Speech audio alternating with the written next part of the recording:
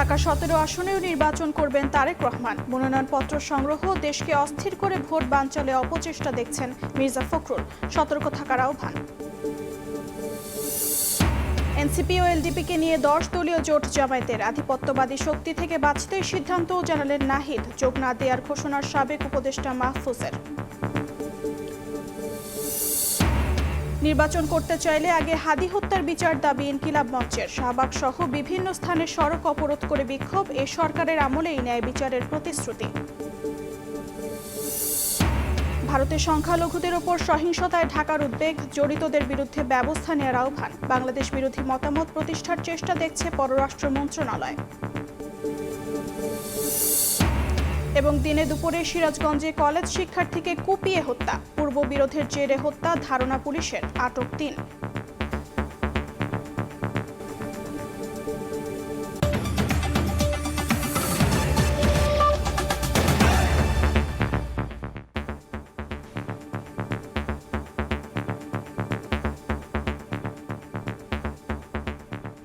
প্রবাসের সময়ের সঙ্গে আছি আমি অর্জিতা শেহজেন। বগুড়া 6-এর পাশাপাশি ঢাকার 17 আসনেও নির্বাচন করবেন বিএনপির ভারপ্রাপ্ত চেয়ারম্যান তারেক রহমান। তার পক্ষে তোলা হয়েছে ফর্ম। এদিকে দেশকে অস্থির করে ভোট বানচালে অপচেষ্টার বিষয়ে সজাগ থাকার আহ্বান জানিয়েছেন বিএনপি মহাসচিব। 17 বছরের নির্বাসিত জীবনের অবসানের পর ঢাকা 17 নম্বর আসনে নির্বাচনের মাঠে নামলেন বিএনপির ভারপ্রাপ্ত চেয়ারম্যান তারেক রহমান। ঢাকা 17 থেকে মনোনয়নপত্র সংগ্রহের মধ্য দিয়ে ভাঙলেন দীর্ঘ 17 বছরের রাজনৈতিক স্তব্ধতা। রোববার সকালে রাজধানীর সেগুনবাগিচায় ঢাকা বিভাগীয় কমিশনারের কার্যালয় থেকে তার পক্ষে মনোনয়নপত্র সংগ্রহ করেন বিএনপি চেয়ারপারসনের একান্ত সচিব এবিএম আব্দুস সাত্তার। ঢাকা 17 এবং বগুড়া 6 আসনে লড়বেন দলটির ভারপ্রাপ্ত চেয়ারম্যান জনাব তারেক রহমান। ঢাকা মহানগর গুলশান এলাকার ভোটার এবং জনসাধারণের আগ্রহ এবং দাবির প্রেক্ষিতে আগামী জাতীয় সংসদ নির্বাচনে ঢাকা 17 থেকে অংশগ্রহণ করার জন্য সিদ্ধান্ত নিয়েছেন এবং আজকে এই মুহূর্তে আমি তার পক্ষ থেকে মনোনয়নপত্র সংগ্রহ করলাম। তারেক রহমানকে সম্মান জানিয়ে ঢাকা 17 আসন ছেড়ে ভোলা 1 আসন থেকে নির্বাচনে অংশ নেবেন বাংলাদেশ জাতীয় পার্টি বিজেপির চেয়ারম্যান আন্দালিব রহমান পার্থ। এদিকে আগারগাঁওয়ে নির্বাচন ভবনে সিএসির সঙ্গে সাক্ষাৎ করেছেন বিএনপির 3 সদস্যের প্রতিনিধি। পরে দলের স্থায়ী কমিটির সদস্য নজরুল ইসলাম খান বলেন, এআই এর অপব্যবহার নিয়ে উদ্বেগ জানিয়েছে বিএনপি। এআই বা টেকনোলজির অন্যান্য মাধ্যম ব্যবহার করে যদি কেউ অপপ্রচার করে কিংবা যদি কেউ মানহানিকর কিছু করে, তাহলে এই ব্যাপারে নির্বাচন কমিশন যেন শক্ত ভূমিকা নেয়, সেটার জন্য আমরা বলেছি। ঠাকুরগাঁওয়ে আলেম ওলামাদের সঙ্গে মতবিনিময় সভায় দলের মহাসচিব মির্জা ফখরুল ইসলাম আলমগীর বলেন, দেশকে অস্থির করে কিছু লোক নির্বাচন বানচালের চেষ্টা করছে। বিভিন্ন রকম কথাবার্তা উঠছে, বিভ্রান্তি সৃষ্টি হচ্ছে, আন্দোলন হচ্ছে। আপনার কেন জানি না মনে হয় যে দেশকে অস্থির করে তোলার জন্য কিছু সংখ্যক লোক পেছন থেকে কাজ করছে। আমাদের এই সময় খুব সাবধান থাকতে হবে যে আমরা যেন আবার কোনো অন্ধকারের দিকে চলে না যাই। মির্জা ফখরুল বলেন, ক্ষমতায় গেলে কোরআন সুন্নাহ বহির্ভূত আইন করবে না বিএনপি। খতিব, ইমাম ও মুয়াজ্জিনদের দেয়া হবে ভাতা। আমরা আপনাদের সঙ্গে আছি। আহমেদ সালেহিন, সময় সংবাদ, ঢাকা। প্রথমবার বিএনপি চেয়ারপারসনের গুলশান কার্যালয়ে অফিস করলেন ভারপ্রাপ্ত চেয়ারম্যান তারেক রহমান। রোববার দুপুরে কার্যালয়ে তাকে স্বাগত জানান দলের সিনিয়র নেতারা। স্থায়ী কমিটির সদস্যদের সঙ্গে বৈঠকে তিনি দেশের নানা সমস্যা, সংকট ও পরিকল্পনা নিয়ে আলোচনা করেন। নির্বাচন সামনে রেখে তারেক রহমান ঢাকার বাইরে সফর করবেন বলেও জানান নেতারা। দীর্ঘ 17 বছর পর দেশে ফেরার 3 দিনের মাথায় গুলশানে বিএনপি চেয়ারপারসনের কার্যালয়ে আসলেন দলের ভারপ্রাপ্ত চেয়ারম্যান তারেক রহমান। 2008 সালে নির্বাচন সামনে রেখে এই কার্যালয়টির কার্যক্রম শুরু হয়। তবে তার আগেই দেশ ত্যাগ করেন তারেক রহমান। রোববার দুপুরে প্রথমবারের মতো কার্যালয়ে আসার পর তাকে স্বাগত জানান দলের সিনিয়র নেতারা। এ সময় কার্যালয়ের সামনে নেতাকর্মীরা ভিড় করেন। এরপর স্থায়ী কমিটির সদস্যদের সঙ্গে বৈঠক করেন তারেক রহমান। তার এই আগমন দলকে উজ্জীবিত করবে বলে মনে করেন নেতারা। ভার্চুয়ালি উপস্থিত থাকতেন আর এখন কাছাকাছি পাচ্ছে, এই নৈকট্যটা এটা দারুণভাবে নেতাকর্মীদেরকে উদ্বুদ্ধ করছে। আমাদের নেতাকর্মীদের মনোবল বলেন আর যেটাই বলেন অথবা কমিটমেন্ট বলেন, সেটা অনেক বড় হয়ে গেছে। স্থায়ী কমিটির সদস্য আমির খুসরু মাহমুদ চৌধুরী জানান, বৈঠকে দেশ এবং ঢাকা শহরের পরিকল্পনা নিয়ে কথা বলেন তারেক রহমান। নির্বাচন সামনে রেখে ঢাকার বাইরে সফর করবেন বলেও জানান আমির খুসরু। দূষিত ঢাকা এটা নিয়ে আলাপ হয়েছে এবং ঢাকার ট্রাফিক নিয়ে আলোচনা হয়েছে এবং এগুলো নিয়ে আমরা আগামী দিনে কি করতে পারি, কি করা যায়, এটাও কিছু কিছু আলাপ হয়েছে। এখন তো বেশিরভাগ সময় ওনাকে কাটাতে হবে বাংলাদেশের প্রত্যন্ত অঞ্চলে, বিভিন্ন জায়গায় ওনাকে যেতে হবে, তো নির্বাচনী কার্যক্রম শুরু হয়ে যাচ্ছে। আরাক স্থায়ী কমিটির সদস্য ডক্টর মোশাররফ হোসেন জানান, নির্বাচনকে সুষ্ঠু করতে নির্বাচন কমিশনকে সহযোগিতা করার সিদ্ধান্ত নেওয়া হয়েছে। নির্বাচন সংক্রান্তই যে সকল বিষয় আশয় আছে এগুলো নিয়ে আমরা আলাপ আলোচনা করেছি এবং আমরা নির্বাচন কমিশনকে সহযোগিতা করার জন্য আমরা সিদ্ধান্ত নিয়েছি। বিএনপির কাণ্ডারি ভারপ্রাপ্ত চেয়ারম্যান তারেক রহমান গুলশান কার্যালয়ে অফিস করবেন বলে জানান দলের নেতারা। প্রথমবারের মতো বিএনপি চেয়ারপারসনের গুলশান কার্যালয়ে তারেক রহমানের আগমন উপলক্ষে উজ্জীবিত নেতাকর্মীরা। এখানে তার নিয়মিত অফিস করার কথা রয়েছে। যদি তিনি এখানে নিয়মিত অফিস করেন তাহলে আগামী 12ই ফেব্রুয়ারি যে নির্বাচনটি অনুষ্ঠিত হতে যাচ্ছে সেই নির্বাচনের পর্যবেক্ষণও এখান থেকেই করা হবে। সানবীর রূপল, সময় সংবাদ, গুলশান, ঢাকা। আইসিইউতে চিকিৎসাধীন মায়ের খবর নিয়েছেন বিএনপির ভারপ্রাপ্ত চেয়ারম্যান তারেক রহমান। রোববার রাত 11টার দিকে তৃতীয় দিনের মতো রাজধানীর এভারকেয়ার হাসপাতালে আসেন তিনি। দেশে ফেরার পর প্রথম দিনের মতো দলটির চেয়ারপারসনের গুলশান কার্যালয়ে অফিস শেষে ফেরার পথে বেগম খালেদা জিয়াকে দেখতে যান তারেক রহমান। এ সময় তিনি মেডিকেল বোর্ডের চিকিৎসকদের কাছে মায়ের স্বাস্থ্যের খোঁজ খবর নেন। গতরাতে ডাক্তার এজেডএম জাহিদ হোসেন জানিয়েছিলেন, সংকটময় অবস্থা পার করছেন বিএনপি চেয়ারপারসন। গত 23 নভেম্বর অসুস্থ অবস্থায় হাসপাতালে ভর্তি করা হয় সাবেক প্রধানমন্ত্রী ও বিএনপি চেয়ারপারসন বেগম খালেদা জিয়াকে। ঘণ্টাখানেক হাসপাতালে থেকে রাত 12টার পর গুলশানে বাসায় ফিরে যান তারেক রহমান। জামায়াতে ইসলামীর নেতৃত্বাধীন জোটে যুক্ত হলো এনসিপি ও এলডিপি। 10 দলীয় এই জোটের আসন বণ্টন প্রায় চূড়ান্ত। রোববার বিকেলে সংবাদ সম্মেলনে জামায়াত আমির জানান, অতীতের মতো ভোটাধিকার হরণের চেষ্টা হলে সহ্য করা হবে না। এদিকে আধিপত্যবাদী শক্তি থেকে বাঁচতে জামায়াতের সঙ্গে এনসিপি জোট করেছে বলে জানিয়েছেন দলটির আহ্বায়ক নাহিদ ইসলাম। এনসিপিতে যোগ না দেওয়ার ঘোষণা দিয়েছেন সাবেক উপদেষ্টা মাহফুজ আলম। জীবনের একটি কঠিন বাঁকে নির্বাচন সামনে রেখে জামায়াত ইসলামের নেতৃত্বাধীন জোট সম্প্রসারণ নিয়ে কদিন ধরেই চলছে আলোচনা। আনুষ্ঠানিকভাবে জানাতে রোববার বিকেলে জাতীয় প্রেস ক্লাবে জরুরি সংবাদ সম্মেলনে হাজির হন 8 দলের শীর্ষ নেতারা। সঙ্গে ছিলেন এলডিপি সভাপতি অলি আহমদ। নেতৃত্বে এলডিপি জল্পনা কল্পনার সমাপ্তি টেনে এনসিপি ও এলডিপিকে নিয়ে 10 দলীয় নির্বাচনী জোটের ঘোষণা দেন জামায়াত আমির। জানান, আসন সমঝোতার ভিত্তিতে 300 আসনেই নির্বাচনে অংশ নেবেন জোটের একক প্রার্থীরা। তবে কোন দল কতটি আসন পাচ্ছে তা এখনো চূড়ান্ত হয়নি। 8টি দল একসাথে আমরা কাজ করে আসছিলাম, তার সাথে আজকে আরো 2টি দল আমাদের সাথে সম্পৃক্ত হয়েছেন, এলডিপি এবং এনসিপি। আমাদের আসন সমঝোতা অলমোস্ট কমপ্লিট। নির্বাচনের তারিখের হেরফের চান না জানিয়ে ডাক্তার শফিকুর রহমান বলেন, অতীতের মতো ভোটাধিকার হরণের চেষ্টা হলে সহ্য করা হবে না। পাশাপাশি লেভেল প্লেইং ফিল্ড নিশ্চিত করার তাগিদ দেন তিনি। এই নির্বাচনকে সুষ্ঠু করতে, গ্রহণযোগ্য করতে আমাদের পক্ষ থেকে আমরা সর্বাত্মক সহযোগিতা করব এবং আমরা চাই নির্বাচনের যে তারিখ ঘোষণা হয়েছে তার কোনো হেরফের না হয়ে এই তারিখেই নির্বাচনটা অনুষ্ঠিত হোক। আমরা আশা করছি সরকার একটা সুষ্ঠু নির্বাচনের জন্য তাদের যে করণীয়, নির্বাচন কমিশন এবং সরকার সেই দায়িত্ব তারা পালন করবেন। এদিকে রাতে বাংলা মোটরে দলের কার্যালয়ে সংবাদ সম্মেলনে এনসিপি আহ্বায়ক নাহিদ ইসলাম বলেন, আধিপত্যবাদী শক্তি থেকে বাঁচতে জামায়াতের সঙ্গে জোট করেছে এনসিপি। জামায়াত প্রশ্নে ভিন্ন মত জানিয়ে কিছু পদত্যাগ তাদের ব্যক্তিগত সিদ্ধান্ত বলেও জানান নাহিদ।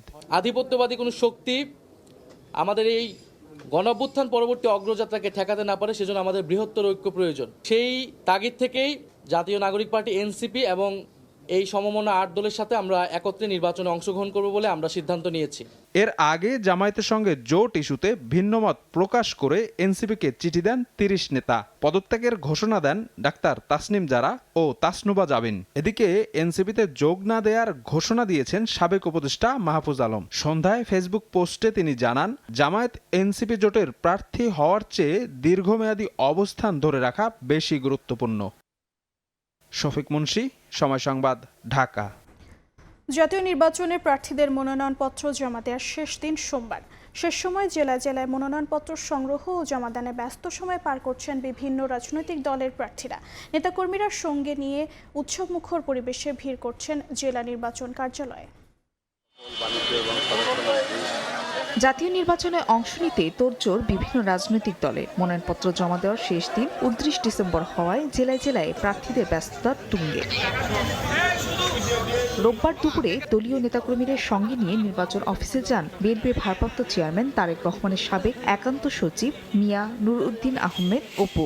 পরে শরীয়তপুর 3 আসনের প্রার্থী হিসেবে মনোনয়নপত্র জমা দেন তিনি।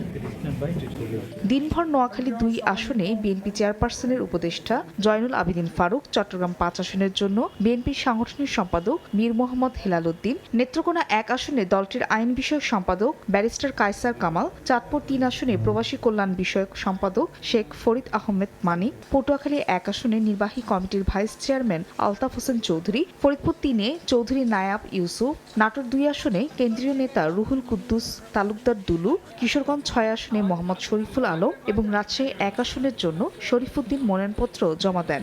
আমি বিশ্বাস করি বাংলাদেশে এই সরকারের অধীনে একটি সুষ্ঠু নির্বাচন অনুষ্ঠিত হবে। এই গণঅভ্যুত্থানের যে আকাঙ্ক্ষা সেটা বাস্তবায়নের জন্যই বেসিক্যালি লড়ছি। শুধু বিএনপি নয়, জামাতে ইসলামী, এনসিপি সহ অন্যান্য দলগুলো ভোটে অংশ নিতে বেশ সরব। দলে দলে ছুটে যান নির্বাচন কার্যালয়ে, দেন মনোনয়নপত্র জমা। কেউ কেউ আবার তোলেন মনোনয়নপত্র। বগুড়া 6 আসনে বাসদ মনোনীত গণতান্ত্রিক যুক্ত ফ্রন্টের প্রার্থী আইনজীবী দিলরুবা নুরি মনোনয়নপত্র জমা দেন। এছাড়া ঝালকাঠি 2 আসনে মনোনয়নপত্র সংগ্রহ করেন এবি পার্টির সমন্বয়ক শেখ জামাল হোসেন। ফাহরিয়া ফারজানা, সময় সংবাদ। জাতীয় নির্বাচন সামনে রেখে সাইবার নিরাপত্তা নিশ্চিতে জাতীয় সাইবার সুরক্ষা এজেন্সিকে নির্দেশ দিয়েছেন প্রধান উপদেষ্টা ডক্টর মোহাম্মদ ইউনূস। রোববার রাষ্ট্রীয় অতিথি ভবন যমুনায় প্রধান উপদেষ্টার সভাপতিত্বে অনুষ্ঠিত জাতীয় সাইবার সুরক্ষা কাউন্সিলের সভায় এই নির্দেশনা দেন তিনি। নির্বাচনকে কেন্দ্র করে তথ্য প্রযুক্তিগত সক্ষমতা বাড়ানো এবং সব ধরনের সাইবার অপরাধকে কঠোরভাবে মোকাবেলার নির্দেশ দেওয়া হয়। সাইবার অপরাধ প্রতিরোধে জাতীয় সাইবার সুরক্ষা এজেন্সি এবং বিটিআরসির মধ্যে সমন্বয়ে জোর দেন প্রধান উপদেষ্টা। প্রবাসী সময় আরো থাকছে। পৌষের শীতে নাজেহাল প্রাণ প্রকৃতি, দিনের আলোতেও দেখা নেই সূর্যের। পেশি বিপাকে ছিন্নমূল ও খেটে খাওয়া মানুষ, আগামী 5 দিন আরো কমতে পারে তাপমাত্রা। ওসমান হাদি বিচার হত্যার দাবিতে টানা তৃতীয় দিনের মতো রাজধানীর শাহবাগ অবরোধ করে বিক্ষোভ করেছে ইনকিলাব মঞ্চ। রোববার রাত 10টার দিকে সড়ক ছেড়ে যান নেতাকর্মীরা। সংগঠনটির সদস্য সচিব বলেন, সরকার নির্বাচন করতে চাইলে হাদি হত্যার বিচার করতেই হবে। তীব্র শীত ও কুয়াশা উপেক্ষা করে রোববার সকালে টানা তৃতীয় দিনের মতো রাজধানীর শাহবাগে ইনকিলাব মঞ্চের নেতাকর্মীরা। শহীদ ওসমান হাদির খুনিদের বিচার দাবিতে জড়ো হন বিভিন্ন শ্রেণী পেশার মানুষও। বেলা গড়ানোর সঙ্গে সঙ্গে বাড়তে থাকে জনস্রোত। বিচারের দৃশ্যমান অগ্রগতি না হওয়া পর্যন্ত আন্দোলন চালিয়ে যাওয়ার ঘোষণা তাদের। খুনি যদি ইন্ডিয়াতে থাকে তাহলে স্বরাষ্ট্র উপদেষ্টা আর এখানে আইন শৃঙ্খলা বাহিনী যারা আছে। দুপুর 2টোর দিকে শাহবাগ মোড় অবরোধ করেন বিক্ষোভকারীরা। ইনকিলাব মঞ্চের সদস্য সচিব আব্দুল্লাহ আল জাবের বলেন, হত্যা করে থামানো যাবে না ন্যায়ের লড়াই। সরকারের উদ্দেশ্যে বলেন, নির্বাচন করতে চাইলে বিচার নিশ্চিত করুন। সরকারও যদি থাকতে চান, ইতিহাসের সবথেকে সুন্দর নির্বাচন যদি করতে চান, এই জনগণের মতামতকে প্রাধান্য দেন। এই জনগণকে অগ্রাহ্য করে কোন সিদ্ধান্ত আপনারা নিতে পারবেন না। এদিন শাহবাগ ছাড়াও বিভাগীয় শহরেও অবস্থান কর্মসূচি পালন করেন ইনকিলাব মঞ্চের নেতাকর্মীরা। এতে বিভিন্ন স্থানে বন্ধ হয়ে যায় যান চলাচল। বিক্ষোভকারীরা বলেন, খুনিদের গ্রেপ্তার করে বিচার নিশ্চিত না হওয়া পর্যন্ত রাজপথে লড়াই চলবে। নির্বাচনের আগে হাদির বিচার, কোন এক অদৃশ্য কারণে সরকার অপরাধীদেরকে গ্রেপ্তার করতেছে না। 1 মাসের ভিতরে হাদি হত্যার বিচার করতে হবে। পল্টনে গুলিবিদ্ধ হওয়ার 6 দিন পর সিঙ্গাপুরে চিকিৎসাধীন অবস্থায় মারা যান ওসমান হাদি। এরপর থেকেই বিচারের দাবিতে রাজপথে তার সহযোদ্ধারা। সামদানি প্রত্যয়, সময় সংবাদ, ঢাকা। হাদি হত্যার তদন্ত শেষ পর্যায়ে, শিগগিরই প্রকাশ করা হবে জড়িতদের নাম। অন্তর্বর্তী সরকারের আমলেই বিচার নিশ্চিত করা হবে বলে জানিয়েছেন স্বরাষ্ট্র উপদেষ্টা। ডিএমপি জানিয়েছে, ভারতে পালানো মূল অভিযুক্ত ফয়সালের 2 সহযোগীকে আটক করেছে মেঘালয় পুলিশ। 7 থেকে 10 দিনের মধ্যেই দেয়া হবে মামলার চার্জশিট। তফসিল ঘোষণার পরদিন রাজধানীর পল্টনে গুলিবিদ্ধ হন ইনকিলাব মঞ্চের মুখপাত্র শরীফ ওসমান হাদি। এর 6 দিন পর সিঙ্গাপুরে চিকিৎসাধীন অবস্থায় মারা যান তিনি। হাদিকে গুলি করার দিনই ময়মনসিংহ সীমান্ত দিয়ে অবৈধভাবে ভারতে পালিয়ে যায় শুটার ফয়সাল করিম ও বাইক চালক আলমগীর শেখ। সিসি ক্যামেরার ফুটেজ পর্যালোচনায় এ তথ্য উঠে এলেও এতদিন নিশ্চিত করেনি আইনশৃঙ্খলা বাহিনী। অবশেষে 16 দিন পর মূল 2 অভিযুক্তের ভারতে পালিয়ে যাওয়ার তথ্য জানালো পুলিশ। মূল আসামিটাকে রোববার পুলিশ জানায়, ভারতে ফয়সাল ও আলমগীরকে আত্মগোপন করতে সহায়তা করেন 2 ভারতীয় নাগরিক পূর্তি ও ট্যাক্সি ড্রাইভার সামি। তাদেরকে আটক করেছে মেঘালয় পুলিশ। মেঘালয় পুলিশের সাথে যোগাযোগ করে যেটি জানতে পেরেছি, তারা ইতোমধ্যে পুত্তি ও স্বামীকে গ্রেফতার করেছে। পুলিশ আরো জানায়, হাদি হত্যা মামলায় এ পর্যন্ত গ্রেফতার 11 জনের মধ্যে স্বীকারোক্তিমূলক জবানবন্দি দিয়েছেন 6 জন। আগামী 7 থেকে 10 দিনের মধ্যেই দেয়া হবে চার্জশিট। তবে হত্যার কারণ ও পরিকল্পনাকারীদের তথ্য এখনো অজানা। আগামী 7 থেকে 10 দিনের মধ্যে আমরা চার্জশিট প্রদান করতে সক্ষম হব। সচিবালয়ে আইন শৃঙ্খলা সংক্রান্ত কোর কমিটির বৈঠক শেষে স্বরাষ্ট্র উপদেষ্টা জানান, অন্তর্বর্তী সরকারের আমলেই ন্যায় বিচার নিশ্চিত করা হবে। এই অন্তর্বর্তী সরকারের মেয়াদেই হাদি ভাইয়ের হত্যার বিচার সম্পূর্ণ করা হবে ইনশাআল্লাহ। বিভিন্ন রাজনৈতিক দল ফ্যাসিস্টের দোসরদের পুনর্বাসন করছে মন্তব্য করে তা বন্ধ করার আহ্বান জানান উপদেষ্টা। আমরা যেন এমন কোনো কাজ না করি যা আমাদের শত্রুপক্ষকে শক্তিশালী করবে। ওয়ালিউল সাকিব, সময় সংবাদ, ঢাকা। ওসমান হাদিকে গুলি করা শুটার ফয়সালের বোনের বাসা থেকে উদ্ধার 219 কোটি টাকার 11টি ব্যাংকের চেক ফয়সালকে দিয়েছে 6 ব্যক্তি ও 7 প্রতিষ্ঠান। এসব প্রতিষ্ঠানের ঠিকানায় গিয়ে কোনো হদিস পাওয়া যায়নি। ব্যাংকগুলোতে খোঁজ নিয়ে জানা যায়, কোটি কোটি টাকার ইস্যু করা চেকের বেশিরভাগ হিসাবই দীর্ঘদিন ধরে অচল। হিসাবগুলোতে তেমন টাকাও নেই। এখন প্রশ্ন উঠেছে, তাহলে এমন চেক ইস্যুর উদ্দেশ্য কি? সিআইডি প্রধান জানিয়েছে, রহস্য উন্মোচনে কাজ করছেন তারা। মাসুদুর রহমানের রিপোর্ট, ক্যামেরায় ছিলেন নুরুল ইসলাম।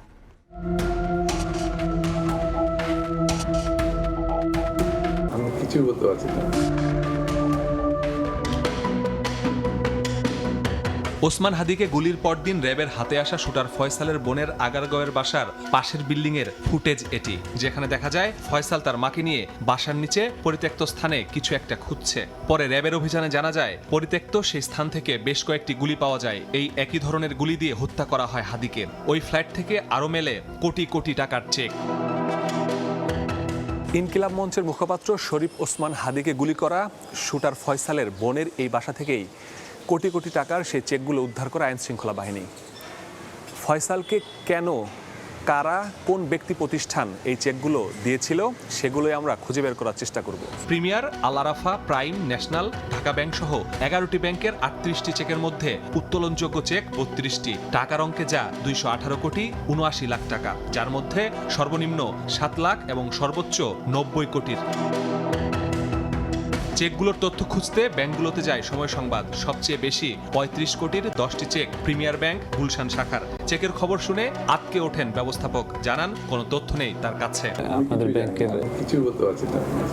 টাকার অঙ্কে সবচেয়ে বেশি 90 কোটি 7 লাখ টাকার চেক প্রাইম ব্যাংকের গুলশান শাখার। খোঁজ নিতে এই শাখায় গেলে ম্যানেজার গণমাধ্যমের সাথে কথা বলতে রাজি হননি। অগ্রণী ব্যাংকের ওয়াসা শাখাতেও ফয়সালের কথা শুনে কেউ কথা বলতে রাজি নন।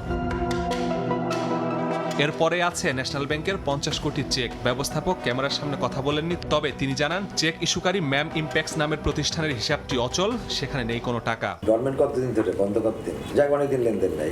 6টি চেক ইস্যু করা আল আরাফা ব্যাংকের মিরপুর শাখায় গেলে কর্মকর্তারা জানান, এই হিসাবও ডরমেন্ট বা অচল অবস্থায় পড়ে আছে। এটা হইছে প্রায় আরো 4-5 বছর আগে। ব্যালেন্স নাই, কিছু নাই, ব্যালেন্স নাই, রিসেন্টলি কিছুই হয়নি। ফয়সালকে দেয়া 218 কোটির মধ্যে 172 কোটি টাকাই দিয়েছে রেনাশা International, Abu Omar Trading Corporation, ম্যাম ইম্প্যাক্স, ডিম ইনফিনিটি, চিস্তি ট্যাক্স সহ 7 প্রতিষ্ঠান। এবার এসব প্রতিষ্ঠান খুঁজে বের করার চেষ্টা করব আমরা। শুটারকে 90 কোটি টাকা দেয়া ড্রিমস ইনফিনিটির ঠিকানা দেয়া বাড়িধারা ডিওএসএইচে। সেখানে গিয়ে দেখা যায় এই নামের প্রতিষ্ঠান কখনো এখানে ছিলই না। এই নামে কখনো ছিল কিছু? না না, ইনফিনিটি ড্রিমস নামে ছিল না। বনানীর ম্যাম ইম্প্যাক্টস ফয়সালকে 50 কোটি টাকা দিয়েছে। সেখানে গিয়েও হদিস মেলেনি প্রতিষ্ঠানটির। ফয়সালের চেক ইস্যু করা আরেক প্রতিষ্ঠান এমআর ইন্টারন্যাশনালের বনানীর ঠিকানাতেও কিছু নেই। ইন্দিরা রোডের চিস্তি ট্যাক্সে গিয়ে জানা যায় আরো 4 বছর আগে এখান থেকে ব্যবসা গুটিয়ে নিয়েছে তারা। এসব প্রতিষ্ঠানের ফোন নম্বরে ফোন করেও সাড়া মেলেনি। গোডাউন রেখে মালামাল রেখে পরে তারা যোগাযোগ করে না, কিছুই নেই। 3-4 মাস পরে বাড়িওয়ালা এই কমিশনের মাধ্যমে ভেঙে ওদের মানে বাড়িওয়ালা 7 প্রতিষ্ঠান ছাড়াও 6 ব্যক্তি ফয়সালকে দিয়েছে 46 কোটি টাকা। ফয়সালের চেকের বিষয়ে মানি লন্ডারিং অনুসন্ধানে নেমে সিআইডি প্রধান জানিয়েছেন চেক ইস্যু করা সবার পরিচয় উন্মোচন করা হবে। বাড়িতে আমরা বেশ কিছু অব্যবহৃত চেক পেয়েছি যেগুলো সিগনেচার করা ছিল, সেটার মূল্যমান প্রায় 218 কোটি টাকা। এটা আমরা খুব নিবিড়ভাবে সিআইডি তদন্ত করছে যে তার সাথে অন্য কোনো বিহাইন্ড দ্য স্ক্রিন কোনো গ্রুপ, বড় গ্রুপ জড়িত ছিল কিনা, কারা কারা কোথায় থেকে সে টাকা পেয়েছে, তার কি মিশন ছিল, তার কি ভিশন ছিল, এই সব কিছু নিয়ে আমরা কাজ করছি। এত বড় অঙ্কের লেনদেনের পেছনে হাদি ছাড়া অন্য কোনো মিশন আছে কিনা এমন প্রশ্নের উত্তর খুঁজছে আইন শৃঙ্খলা বাহিনী। মাসুদুর রহমান, সময় সংবাদ, ঢাকা। এবার ভারতের সংখ্যালঘুদের বিরুদ্ধে সহিংসতায় উদ্বেগ জানিয়েছে বাংলাদেশ। নিরপেক্ষ তদন্ত করে দোষীদের বিচারের আওতায় আনার আহ্বান জানিয়েছে পররাষ্ট্র মন্ত্রণালয়। পাশাপাশি বাংলাদেশের সংখ্যালঘু নির্যাতন নিয়ে নয়াদিল্লির বক্তব্য প্রত্যাখ্যান করেছে ঢাকা। অন্তর্বর্তী সরকারের আমলে সংখ্যালঘু নির্যাতনের প্রায় 3000 ঘটনা নথিভুক্ত হওয়ার দাবি করে দোষীদের বিচারের আওতায় আনার আহ্বান ভারতের। শুক্রবার এই আহ্বান জানান দেশটির পররাষ্ট্র মন্ত্রণালয়ের মুখপাত্র রণধীর জসওয়াল। দুদিন পর রোববার নয়াদিল্লির বক্তব্য প্রত্যাখ্যান করে বাংলাদেশ। পররাষ্ট্র মন্ত্রণালয়ের জনকূটনীতি বিভাগের মহাপরিচালক জানান, সংখ্যালঘু সম্প্রদায়ের পরিস্থিতি নিয়ে ভারতের বক্তব্য বিভ্রান্তিকর ও উদ্দেশ্য প্রণোদিত। বাংলাদেশ বিরোধী মনোভাব তৈরির চেষ্টা চলছে বলেও অভিযোগ করেন তিনি। Government of Bangladesh categorically rejects any inaccurate, exaggerated or motivated narratives that misrepresent Bangladesh's long-standing tradition of communal harmony. We note that there are systematic attempts to portray the isolated incidents of criminal acts as systemic persecution of Hindus and maliciously used to propagate anti-Bangladesh sentiments in different parts of India. ভারতের বিভিন্ন স্থানে ঘরবাড়ি গুড়িয়ে দেওয়া, গণপিটুনিতে হত্যাসহ মুসলমানদের উপর নিপীড়নের ঘটনা ঘটছে। এছাড়া বড়দিনকে কেন্দ্র করে আক্রান্ত হন খ্রিস্টানরাও। এসব ঘটনা তুলে ধরে গভীর উদ্বেগ প্রকাশ করেছে ঢাকা। মুসলিম, খ্রিস্টান সহ বিভিন্ন সংখ্যালঘুদের বিরুদ্ধে সংঘটিত নৃশংস হত্যাকাণ্ড, গণপিটুনি, নির্বিচারে আটক ও ধর্মীয় অনুষ্ঠানে বাধার ঘটনা, এ ঘটনায় আমরা গভীরভাবে উদ্বিগ্ন। এসব ঘটনাকে আমরা ঘৃণাভরে প্রত্যাখ্যান করি এবং আমরা ঘৃণাজনিত অপরাধ এবং লক্ষ্যভিত্তিক সহিংসতা হিসাবে দেখি। এসব ঘটনার নিরপেক্ষ তদন্ত করবে এবং দোষীদের বিচারের আওতায় আনবেন। ভারতকে বিভ্রান্তিকর বক্তব্য এবং অপপ্রচার থেকে বিরত থাকতে আবারও আহ্বান জানান জনকূটনীতি বিভাগের মুখপাত্র। শাতিলা শারমিন, সময় সংবাদ, ঢাকা। সশস্ত্র বাহিনী দেশ ও জাতির কল্যাণে সার্বভৌমত্ব রক্ষা এবং যে কোনো সংকটে জনগণের পাশে থেকে পেশাদারিত্বের সঙ্গে কাজ করে যাচ্ছে বলে মন্তব্য করেছেন বিমান বাহিনী প্রধান Air Chief Marshal Hasan Mahmud Khan. বিএনসিসির বার্ষিক কেন্দ্রীয় ক্যাম্পিংয়ের সমাপনী কুচকাওয়াজে তিনি এ মন্তব্য করেন। শৃঙ্খলা, দেশপ্রেম ও নেতৃত্বের বিকাশের আরেক নাম বাংলাদেশ ন্যাশনাল ক্যাডেট কোর। জাতীয় দুর্যোগ ও জরুরি অবস্থায় কৃতিত্বের সাথে দেশের মানুষের আস্থা অর্জন করে যাচ্ছে বিএনসিসি।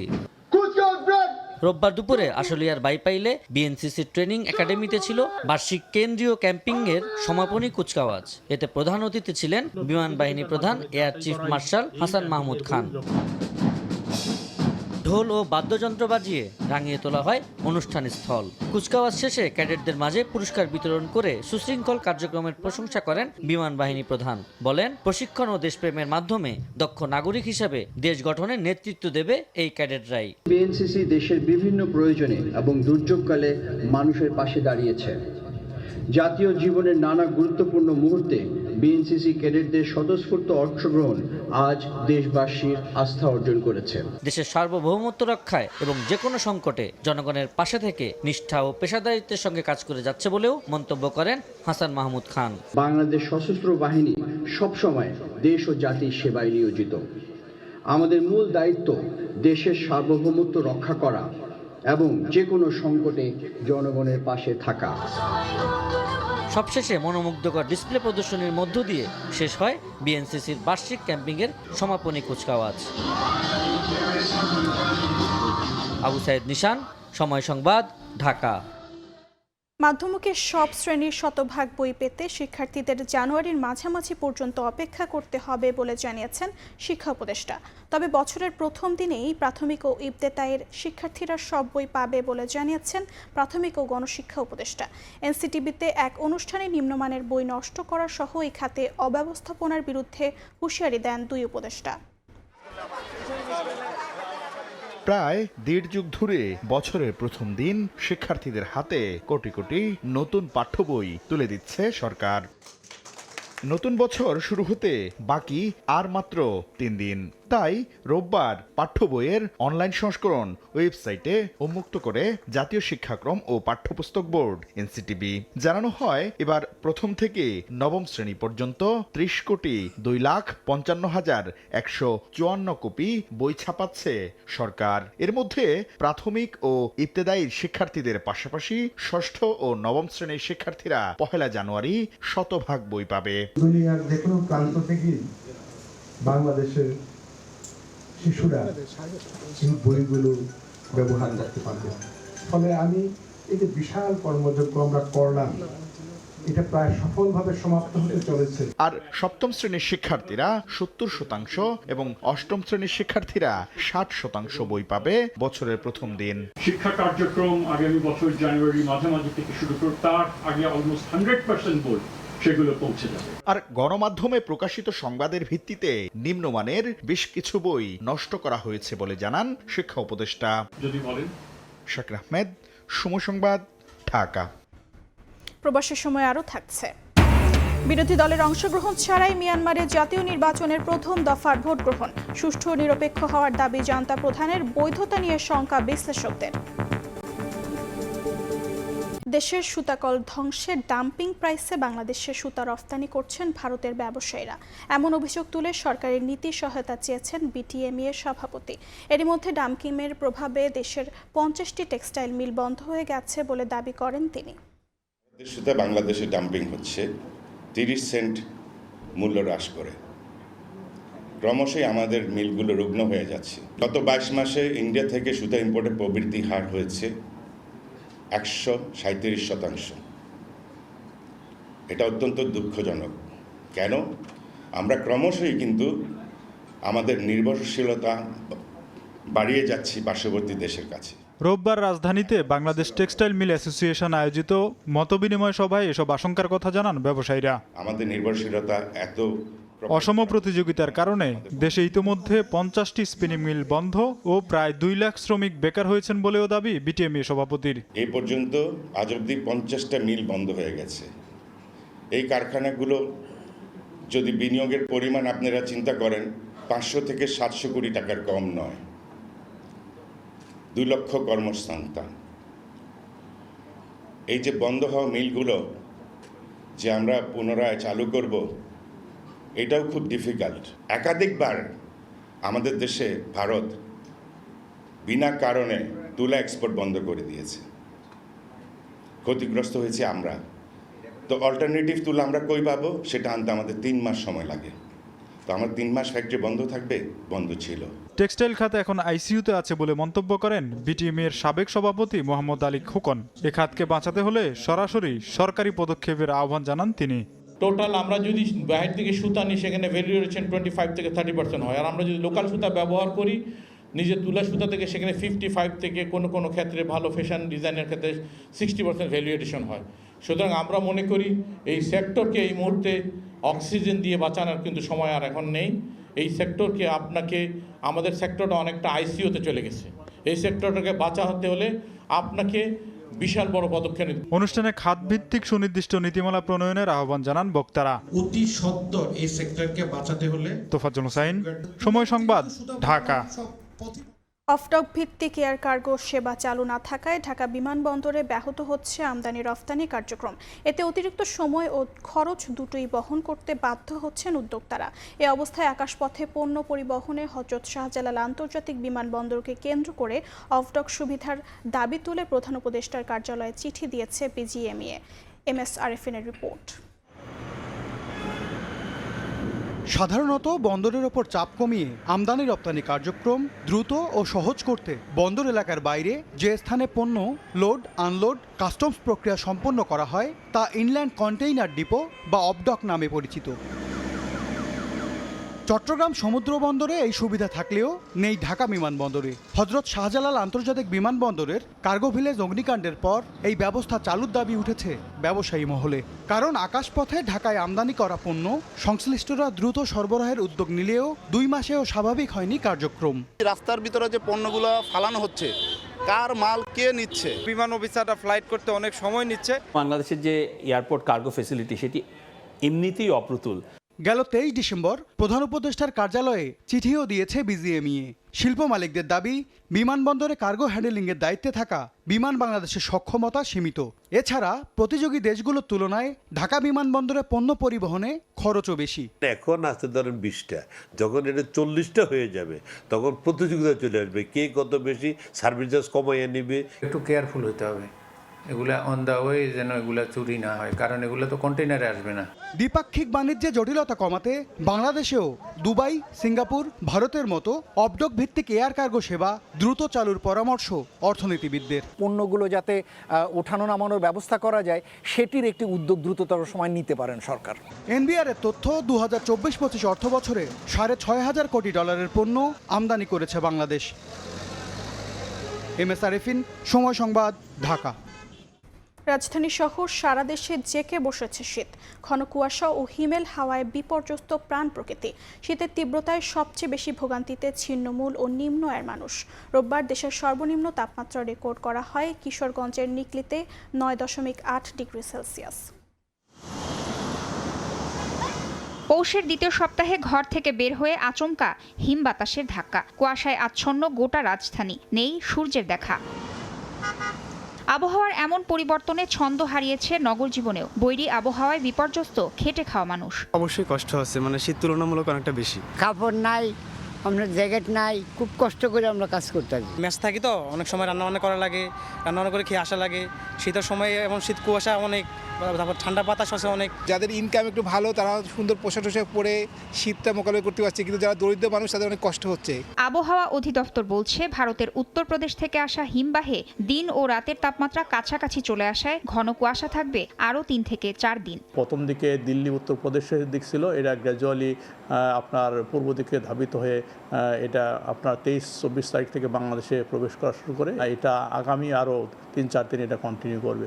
রাজধানীর বাইরেও জেঁকে বসেছে শীত। কয়েকদিন ধরেই কিশোরগঞ্জ, বরিশাল, ঝালকাঠি, পঞ্চগড় সহ বিভিন্ন জেলায় দুপুর গড়ালেও দেখা মেলেনি সূর্যের। দিনের বেলাতেও যানবাহন চলে হেডলাইট জ্বালিয়ে। শীতের তীব্রতা বর্তমানে খুবই বেশি, যা সাধারণ মানুষের জন্য খুবই কষ্ট। আমাদের পঞ্চগড়ে বর্তমান তো প্রচুর শীত, এই শীতে তো থাকা যাচ্ছে না। শীত কম্বল আমরা খেটে খাওয়া যে গরিব মানুষ, এগুলা এখনো আমরা কোনো কিছু পাই নাই। আবহাওয়া অধিদপ্তর জানায় মাস জুড়েই থাকতে পারে শীতের তীব্রতা। ঘন কুয়াশা থাকার কারণে সূর্য উঠতে দেরি হওয়া এই শীতের তীব্রতাটা বেশি অনুভূত হচ্ছে।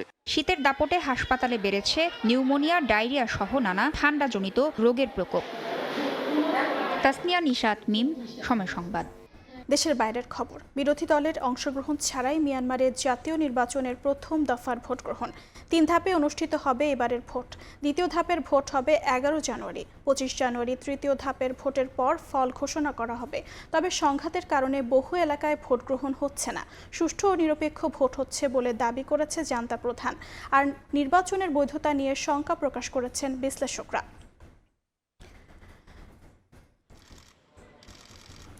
যুদ্ধবিরতির মধ্যেই নানা অজুহাতে গাজায় ইসরায়েলি সামরিক বাহিনীর হামলায় একদিনে আরও 4 জন নিহত হয়েছেন। এ নিয়ে যুদ্ধবিরতির পর নিহতের সংখ্যা বেড়ে দাঁড়ালো 414 জনে। একই সময় পশ্চিম তীরে সামরিক অভিযান জোরদার করেছে ইসরায়েল। এদিকে ইতালিতে ফিলিস্তিনের স্বাধীনতাকামী সংগঠন হামাসকে অর্থায়নের অভিযোগে 9 জনকে গ্রেফতার করেছে পুলিশ। এর মধ্যে যুক্তরাষ্ট্র ও ইসরায়েলের মধ্যে গাজা ইস্যুতে মতপার্থক্য প্রকট হচ্ছে। কাগজে কলমে যুদ্ধবিরতি কার্যকর হলেও বাস্তবে তা আমলেই নিচ্ছে না ইসরায়েলি বাহিনী। নানা অজুহাতে হামলা চালাচ্ছে নিরীহ ফিলিস্তিনিদের ওপর। গাজা স্বাস্থ্য মন্ত্রণালয় জানিয়েছে যুদ্ধবিরতি কার্যকর হওয়ার পর থেকে নিহতের সংখ্যা 400 ছাড়িয়েছে, যা প্রতিদিনই বাড়ছে। হাসপাতালে বাড়ছে মরদেহের সংখ্যা। স্থানীয় সময় শনিবার অধিকৃত পশ্চিম তীরের কাবাতিয়া শহরেও অভিযান চালায় ইসরায়েলি বাহিনী। বন্ধ করে দেয় শহরের প্রবেশপথ। ঘরবাড়িতে তল্লাশি চালানো হয় এবং বাসিন্দাদের জিজ্ঞাসাবাদ করা হয়। কয়েকটি বাড়ি সাময়িকভাবে সেনা জিজ্ঞাসাবাদ কেন্দ্র হিসেবে ব্যবহার করা হয়েছে। অভিযুক্ত এক ফিলিস্তিনির বাড়ি ভাঙার প্রস্তুতিও নেওয়া হয়। এদিকে ইতালিতে হামাসকে অর্থায়নের অভিযোগে 9 জনকে গ্রেফতার করেছে পুলিশ। প্রায় 70 লাখ ইউরো মানবিক সহায়তার নামে সংগ্রহ করা হয়। তদন্তে দেখা গেছে এই অর্থের বড় অংশ হামাসের কাছে পাঠানো হয়েছে। অভিযানে 80 লাখ ইউরোর বেশি সম্পদ জব্দ করা হয়। গ্রেফতারদের বিরুদ্ধে সন্ত্রাসী অর্থায়নের অভিযোগ আনা হয়েছে। গাজা যুদ্ধবিরতি বাস্তবায়ন নিয়ে যুক্তরাষ্ট্র ও ইসরায়েলের মধ্যে মতবিরোধের তথ্য প্রকাশ হয়েছে। মার্কিন কর্মকর্তারা মনে করছেন ইসরায়েল চুক্তির গতি কমাচ্ছে। প্রথম ধাপের শর্ত পুরোপুরি মানা হয়নি বলেও অভিযোগ রয়েছে। দ্বিতীয় ধাপে গাজা প্রশাসন, সেনা প্রত্যাহার ও পুনর্গঠন নিয়ে আলোচনা এখনও অগ্রগতি পায়নি, যার পেছনে ইসরায়েলকেই দায়ী করছে ওয়াশিংটন। সাদিয়া তাসনিম, সময় সংবাদ। যুক্তরাষ্ট্রের বিরুদ্ধে ঔপনিবেশিক আধিপত্য চাপানোর চেষ্টা করার অভিযোগ তুলেছেন ভেনেজুয়েলার প্রেসিডেন্ট নিকোলাস মাদুরো। তেল অবরোধ ও সামরিক চাপের মধ্যেই হোয়াইট হাউসের সঙ্গে আলোচনায় বসতে রাজি বলে জানান তিনি। এদিকে নিষেধাজ্ঞার মধ্যে ভেনেজুয়েলার গুরুত্বপূর্ণ বন্দর ও শোধনাগারে কাজ চলছে। তবে কারাকাসের ওপর চাপ বাড়াতে পুয়ের্তো রিকোর সামরিক ঘাঁটিতে একের পর এক যুদ্ধবিমান ও ড্রোন মোতায়েন করছে ওয়াশিংটন। স্থানীয় সময় শুক্রবার মন্ত্রিসভার উচ্চ পর্যায়ের বৈঠকে বক্তব্যে ভেনেজুয়েলার প্রেসিডেন্ট নিকোলাস মাদুরো বলেন, যুক্তরাষ্ট্র ভেনেজুয়েলার উপর ঔপনিবেশিক ও দাসত্বমূলক শাসন ব্যবস্থা চাপাতে পারবে না। প্রাকৃতিক সম্পদ দখলের উদ্দেশ্যে ওয়াশিংটন একটি কৃত্রিম বাস্তবতা তৈরি করছে বলে অভিযোগ করেন তিনি। মাদুরোর দাবি, জনগণ, প্রতিষ্ঠান ও সশস্ত্র বাহিনী ঐক্যবদ্ধ থাকায় হোয়াইট হাউসের প্রচেষ্টা ব্যর্থ হবে। বৈঠকে শান্তি ও সংলাপের বার্তাও দেন ভেনেজুয়েলার প্রেসিডেন্ট। বলেন, পারস্পরিক সম্মানের ভিত্তিতে যুক্তরাষ্ট্র আলোচনায় বসতে চাইলে কারাকাস সবসময় রাজি থাকবে। এ সময় সংঘাত নয়, বরং সহযোগিতা ও স্থিতিশীলতার পথ খোঁজার আহ্বান জানান তিনি। একই সঙ্গে মার্কিন গণমাধ্যমের উদ্দেশ্যে ভেনেজুয়েলার শক্ত অবস্থানের কথাও তুলে ধরেন। এদিকে যুক্তরাষ্ট্র ভেনেজুয়েলার বিরুদ্ধে তেল অবরোধ জোরদার করছে। ডোনাল্ড ট্রাম্পের নির্দেশে নিষেধাজ্ঞার আওতাভুক্ত তেল ট্যাঙ্কারে নৌ অবরোধ আরোপ করা হয়েছে। ক্যারিবীয় অঞ্চলে বিমানবাহী রণতরী, যুদ্ধজাহাজ, যুদ্ধবিমান এবং নতুন করে MQ-9 রিপার ড্রোন মোতায়েন করেছে যুক্তরাষ্ট্র। মাদক পাচার ঠেকানোর অজুহাতে নৌযানে হামলার ঘটনাও ঘটছে। অবরোধের মধ্যেও সচল রয়েছে ভেনেজুয়েলার গুরুত্বপূর্ণ বন্দর ও শোধনাগার। দেশটির বৃহত্তম বন্দর পুয়ের্তো কাবেলো এবং এল পালিত শোধনাগারে উৎপাদন কার্যক্রম চলছে বলে জানিয়েছে কর্তৃপক্ষ। বাসিন্দারা জানান, কাঁচামাল সংগ্রহে জটিলতা বাড়লেও কার্যক্রম স্থিতিশীল আছে। সাম্প্রতিক জরিপে যুক্তরাষ্ট্রের সামরিক হুমকির বিরোধিতা এবং জাতীয় সার্বভৌমত্বের পক্ষে জনসমর্থনের কথাও উঠে এসেছে। সাদিয়া তাসনিম, সময় সংবাদ। ক্রিকেট বোর্ডের দুর্নীতি নিয়ে আগেও জিরো টলারেন্স ছিল, এখনও নিজের অবস্থানে অনড় বিসিবির সহ সভাপতি ফারুক আহমেদ। যারা দুর্নীতি করেছে তারাই বিসিবি থেকে তাকে সরিয়ে দিয়েছিলেন বলে সময় সংবাদে জানান ফারুক। লিগ বর্জন করা ক্লাবগুলো এখনও কেন তাকে প্রতিপক্ষ মনে করছে সেই প্রশ্ন তুলেছেন বিসিবির সহ সভাপতি। বর্তমান বোর্ড সভাপতির প্রশংসা করে তিনি বলেন, ক্রিকেটকে এগিয়ে নিতে কাজ করছেন বুলবুল। ফারুক আহমেদের সাক্ষাৎকার নিয়েছেন সাজিদ মোস্তাহিদ। আগস্ট পরবর্তী ক্রিকেট বোর্ডের সভাপতির দায়িত্ব নেন ফারুক আহমেদ। যদিও 9 মাসের মাথায় তাকে চলে যেতে হয়েছিল। এরপর আবারও বিসিবি নির্বাচনে জয়ী হয়ে তিনি ক্রিকেট বোর্ডে ফিরে এসেছেন। বর্তমানে দায়িত্ব পালন করছেন বিসিবির সহ সভাপতি হিসেবে। অনেকেরই জানার ইচ্ছে আছে যে ফারুক আহমেদের চলে যাওয়া এবং আবার আসার পেছনের কারণটা কি। আমাদের সঙ্গে এই মুহূর্তে আছেন বিসিবি সহ সভাপতি ফারুক আহমেদ, তার কাছ থেকে আমরা জানবো। ফারুক ভাই, আপনাকে স্বাগত। আপনার এই চলে যাওয়া, মাঝখানে আপনাকে অনেক কথা শুনতে হয়েছে, মাঝের কয়েকটা মাস আবার ব্যাক করলেন, এই সময়টার আপনার মধ্যে দিয়ে কী গেছে, কি চিন্তা করছিলেন? Different people has different agendas for cricket board. আমি সেই দিক থেকে বিবেচনা করলে একমাত্র এজেন্ডা ছিল বাংলাদেশ ক্রিকেটকে সামনে এগিয়ে নিয়ে যাওয়া, এছাড়া আমার কিছু ছিল না। আপনি জানেন যে আমি ক্রিকেট বোর্ডে থাকা অবস্থায় এবং চলে যাওয়ার পরে যারা ইনটেনশনালি মিথ্যা অপবাদ দিয়ে মিথ্যা তথ্য ছড়িয়েছে, তারা এখন পর্যন্ত একটা কোনো অব্যবস্থাপনা, দুর্নীতি কিছু না বের করতে পারেন, কারণ বের হওয়ার কোনো কারণ নাই। Because I was 100% clean man. ঠিক আছে? আচ্ছা, এখন বাংলাদেশে সবসময় আপনি যদি ক্লিন থাকেন, এটা একটা বিরাট যন্ত্রণা আছে। ক্রিকেট বোর্ড আপনারা আমরা সবাই জানি 1500 কোটি টাকার একটা জায়গা, এটার ইয়ারলি বাজেট 400 কোটি টাকার কাছাকাছি। সো আপনি যদি একটু নড়াচড়া করেন তাহলে কিন্তু আপনি বেশ কিছু টাকার মুখ দেখতে পারেন। এখন আমি ক্রিকেট বোর্ডের কোনো দায়িত্বে নাই, মানে শুধুমাত্র ডিরেক্টর হয়েছি। একটা I had to prove a point that প্রথমবার যে জিনিসটা ঘটেছিল এটা ভুল ছিল, এই জন্য আমার আসতে হয়েছে। আর আমি যেহেতু কোনো পোর্টফোলিও নেই, ডিরেক্ট আমার আন্ডারে কিছু নাই, আমারটা আপনি অর্নামেন্টালও বলতে পারেন। আর ওভারঅল যদি ক্রিকেট আমার হেল্প দরকার হয়, এটা আমি প্রেসিডেন্টকে সবসময় বলি, এটার জন্য আমার ক্রিকেট বোর্ডে আসা। আপনি চেষ্টা করেছিলেন ক্রিকেট বোর্ডের দুর্নীতি একদম জিরোতে নিয়ে আসতে, সহসভাপতি হিসেবে আপনি সেটা কতটুকু করতে পারছেন? ক্রিকেট বোর্ড আপনি জানেন আমাদের প্রেসিডেন্ট ফর্মার প্লেয়ার, ওনারও সদিচ্ছা আছে, উনিও চেষ্টা করবেন, উনিও চেষ্টা করছেন। আমার থেকে সাহায্য চাইলে অবশ্যই আমি বলবো, কারণ আমি জায়গাগুলো ভালো বুঝে গেছি। বিকজ আপনি জানেন যে আমি যখন যেই 9 মাস ছিলাম বোর্ডে, ওই 9 মাস কিন্তু 1:1000 100, পরে তো পরবর্তীতে প্রুভ হয়েছে যে আপনার 9 জন ডিরেক্টর নো কনফিডেন্স মোশন এনেছে। এটা ক্রিকেট বোর্ডের প্রেসিডেন্ট যদি আমার কাছ থেকে কোনো কিছু জানতে চান বা যদি বলতে চান, আই এম শিওর সে কাজ করছে। আমি কোনো ব্যাপারে যে খুব বেশি ইনভলভ তা না, বাট আমি বেশি জানি আমি ক্রিকেট বোর্ডে কি হয়। এই বিষয়গুলো তো নিশ্চয়ই আপনি জানাবেন, মানে যেহেতু আমি জানাবো, কোনো স্কোপ হলে শোনাবো। এখন দায়িত্বটা নিতে হবে আসলে যে আছেন চেয়ারে তার সেটা আমার থেকে জানতে চাই অবশ্যই, এবং আই এম শিওর উনি চেষ্টা করছেন। সাজিদ মুস্তাহিদ, সময় সংবাদ, ঢাকা। চট্টগ্রাম রয়্যালসের বিপক্ষে ম্যাচ দিয়ে বিপিএল মিশন শুরু করতে যাচ্ছে শক্তিশালী রংপুর টাইগার্স। দলের সঙ্গে যোগ দিয়ে শিরোপার স্বপ্ন দেখালেন পাকিস্তানি খাজা নাফে। গেল আসর দারুণ কাটিয়েছিলেন তিনি, তাই এ আসরে করতে চান সেঞ্চুরি। জয় দিয়ে আসর শুরু করা চট্টগ্রামও মুখিয়ে জয়ের ধারা ধরে রাখতে। ম্যাচ শুরু হবে সোমবার দুপুর 1টায়। সিলেট থেকে তারেক হাসান শিমুলের রিপোর্ট। বিপিএলের কুলিন ফ্র্যাঞ্চাইজি রংপুর রাইডার্স গোছানো ম্যানেজমেন্টে সাফল্য পেয়েছে বহুবার। নতুন আসর নতুন করে শুরু করতে যাচ্ছে রাইডার্স। বিপিএলে এই আসরে প্রথম ম্যাচে প্রতিপক্ষ চট্টগ্রাম রয়্যালস। 26 ডিসেম্বর বিপিএল শুরু হলেও তারা প্রথম ম্যাচ খেলতে নামছে 29 নভেম্বর, তাই একটু দেরিতেই এসেছে সিলেটে। তবে অনুশীলন ম্যাচ থেকে শুরু করে রাইডার্স প্রস্তুতি সম্পন্ন করে এসেছে ঢাকা থেকেই, তাই একটা অনুশীলন সেশন শেষেই ম্যাচ খেলতে নামবে ফ্র্যাঞ্চাইজিটি।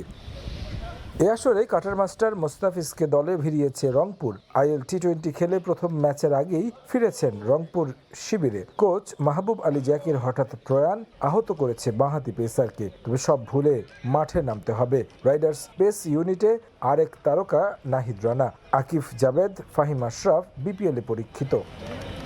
ব্যাটিং ইউনিটে পরিবর্তন এসেছে। সাইফ, অ্যালেক্স হেলস দুই ওপেনারকেই দলে নিয়েছে ঢাকা ক্যাপিটালস, তবে তাদের জায়গায় ডেভিড মালান, কাইল মায়ার্সকে দলভুক্ত করেছে রংপুর কর্তৃপক্ষ। ঢাকা থেকে লিটন দাসকে এনে টপ অর্ডার শক্তিশালী করেছে তারা, তাই এই ম্যাচে জয়ের ব্যাপারে আশাবাদী রাইডার্স। প্রথম ম্যাচ সবসময় গুরুত্বপূর্ণ। আগের আসরে রংপুরে খেলা হয়নি, এবার সুযোগ হয়েছে। আমরা অবশ্যই চাইব জয় দিয়ে আসর শুরু করতে। উইকেট অনেকটাই ব্যাটিং ফ্রেন্ডলি। শান্ত সেঞ্চুরি করেছে, সেটা দেখলাম। ব্যাটসম্যানদের দায়িত্ব বেশি থাকবে। পাকিস্তানি খাজা নাফে গত সিজনে খেলেছেন চট্টগ্রাম কিংসের হয়ে। সে আসরে ব্যাট হাতে দাপট দেখিয়েছেন। এরপর সুযোগ হয়েছে আরও ফ্র্যাঞ্চাইজি লিগে। অবশেষে হয়েছে স্বপ্ন পূরণ। ডাক পেয়েছেন পাকিস্তান জাতীয় দলেও, তাই একটু বেশি খুশি এই ক্রিকেটার। রংপুরের জার্সিতে করতে চান সেঞ্চুরি। শান্তর পর আমি বিপিএল এ সেঞ্চুরি করতে চাই। বিপিএল আমার ক্যারিয়ারে অনেক কিছু পরিবর্তন করেছে, তবে সবার আগে দলের হয়ে ভালো কিছু করতে চাই। আমাদের যে স্বপ্ন তা পূরণ করতে ভূমিকা রাখতে চাই। অন্যদিকে টুর্নামেন্ট শুরুর আগেও যে দলটাকে নিয়েছিল নানা শঙ্কা, দলের দায়িত্ব বিসিবি নেয়ার পর সেই দলটাই প্রথম ম্যাচে হারিয়েছে নোয়াখালী এক্সপ্রেসকে। জয়ের ব্যাপারে আশাবাদী তারাও। আমরা এবারের আসরটা দারুণ শুরু করেছি। আরও কিছু বিদেশি ক্রিকেটার আসবে। আমরা জয়ের জন্য সর্বোচ্চটা দিয়ে খেলব। রংপুরের বিপক্ষে জয় পাওয়া কঠিন হবে, তবে অসম্ভব নয়।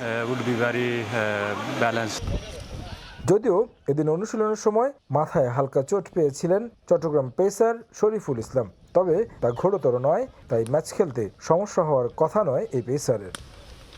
তারেক হাসান শিমুল, সময় সংবাদ, সিলেট। IL-T20-র অভিজ্ঞতা কাজে লাগবে বিশ্বকাপের মঞ্চে।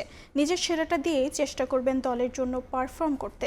বিপিএলে নিজের ফ্র্যাঞ্চাইজি রংপুর রাইডার্সের সঙ্গে যোগ দিয়ে জানালেন মোস্তাফিজুর রহমান। দুবাইয়ে তাসকিন সাকিবদের পারফরম্যান্সেও খুশি কাটার মাস্টার। বললেন, এসব দেশে যত বেশি বাংলাদেশিরা খেলবে ততই ভালো হবে দেশের ক্রিকেটের। মোস্তাফিজুর রহমান বাংলাদেশ ক্রিকেটের ইবনে বতুতা। যে তকমাটা এতদিন ছিল একা সাকিব আল হাসানের, এবার সেখানে ভাগ বসালেন সাতক্ষীরা সাইনাইড। কয়েক বছর ধরে পৃথিবীর বিভিন্ন ফ্র্যাঞ্চাইজি টুর্নামেন্টে তিনি দাপিয়ে বেড়াচ্ছেন বাংলাদেশের বিজ্ঞাপন হয়ে। সে ধারাবাহিকতায় এবার দ্বিতীয় দফায় গিয়েছিলেন IL-T20 খেলতে। সেখানে দুবাই ক্যাপিটালসের হয়ে নিজের জাত চিনিয়েছেন কাটার মাস্টার। বাঘা বাঘা ব্যাটারদের নাস্তানাবুদ করেছেন তার মায়াবী কাটারে। ওয়াকার ওয়াসিমরা নিত্য তার বোলিং নিয়ে কাটাছড়া করেছেন কমেন্ট্রি বক্সে। কিন্তু কোনো কিছুতেই ধার কমেনি মুস্তাফিজের।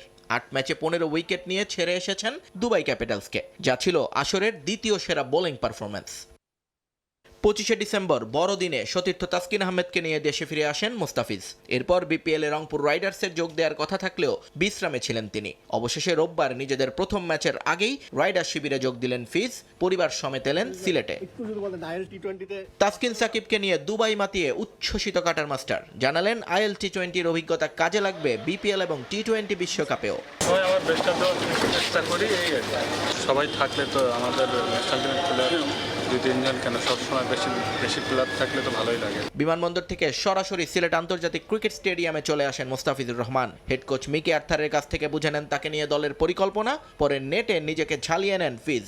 পাশাপাশি বুঝে নেন সিলেটের উইকেটের লেংথ। আসরে নিজেদের প্রথম ম্যাচে রংপুর রাইডার্সের প্রতিপক্ষ চট্টগ্রাম রয়্যালস। উদ্বোধনী দিনে জয় পেয়ে আত্মবিশ্বাসে টইটম্বুর বিসিবি পরিচালিত ফ্র্যাঞ্চাইজিটি। নিয়ন মোহাইমেন, সময় সংবাদ। এ পর্যায়ে শীর্ষ সংবাদগুলো জানিয়ে দিচ্ছি আরেকবার। ঢাকা 17 আসনেও নির্বাচন করবেন তারেক রহমান। মনোনয়নপত্র সংগ্রহ দেশকে অস্থির করে ভোট বানচালে অপচেষ্টা দেখছেন মির্জা ফখরুল। সতর্ক থাকার আহ্বান। এনসিপি ও এলডিপিকে নিয়ে 10 দলীয় জোট জামায়াতের আধিপত্যবাদী শক্তি থেকে বাঁচতে সিদ্ধান্তও জানালেন নাহিদ। যোগ না দেওয়ার ঘোষণা সাবেক উপদেষ্টা মাহফুজের। এবং নির্বাচন করতে চাইলে আগে হাদি হত্যার বিচার দাবি ইনকিলাব মঞ্চের। শাহবাগ সহ বিভিন্ন স্থানে সড়ক অবরোধ করে বিক্ষোভ। এ সরকারের আমলে ন্যায় বিচারের প্রতিশ্রুতি।